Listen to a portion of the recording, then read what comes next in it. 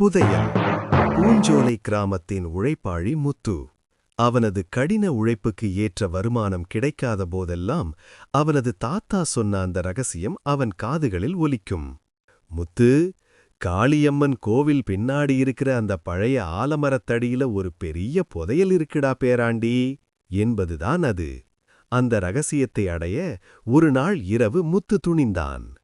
தன் நண்பன் பாண்டியையும் துணைக்கு அழைத்து கொண்டு கடப்பாரை மண்மெட்டியுடன் கிளம்பினான்.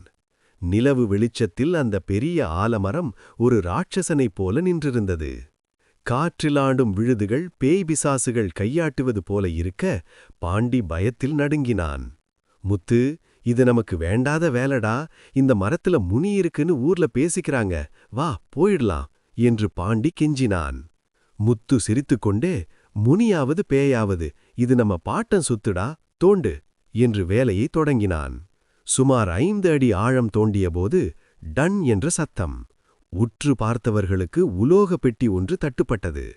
இருவரும் உற்சாகத்தின் உச்சத்துக்கே சென்றனர்.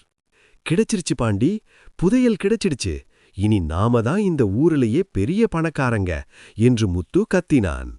அப்போது திடீரென்று ஒரு பனத்த குரல் கேட்டது. யாருடா அது? நள்ளிரவு நேரத்துல சாமி குத்தமா இங்கே என்ன பண்றீங்க? திரும்பி பார்த்தால் அங்கே கையில் பெரிய அருவாள், சிவந்த கண்கள், வாயில் புகைந்து கொண்டிருக்கும் சுருட்டு பீடியுடன் ஒரு உருவம் நின்றிருந்தது.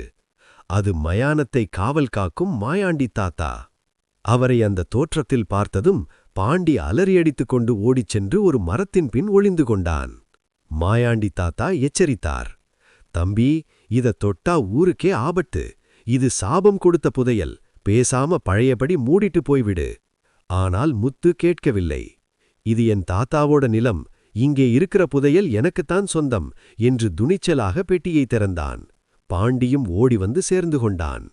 தங்கம், வைரம், வைடூரியம், முத்துமாலை, மாணிக்கம் போன்ற நகைகள் இருக்கும் என்று எதிர்பார்த்த முத்துவுக்கும் மெல்ல எட்டி பார்த்த பாண்டிக்கும் பேரதிர்ச்சி.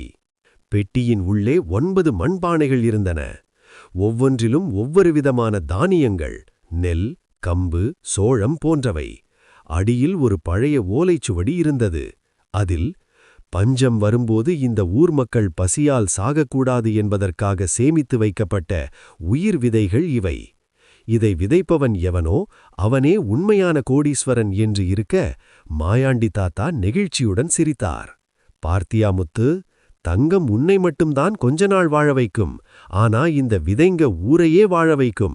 இதுதான் முன்னோர்கள் நமக்காக வைத்த உண்மையான புதையல். உண்மை புரிந்த முத்து தனது பேராசையை தூக்கி எறிந்தான். அந்த பாரம்பரிய உயிர் விதைகளை வைத்து தன் நிலத்தில் கடுமையாக உழைத்தான். அன்றவன் விதைத்தது தானியங்களை மட்டுமல்ல, ஊர் மக்களின் நம்பிக்கையையும் தான். முத்து இப்போது வெறும் பணக்காரன் மட்டுமல்ல, ஊரே போற்றும் ஒரு சிறந்த விவசாயி மற்றும் உயர்ந்த மனிதன்.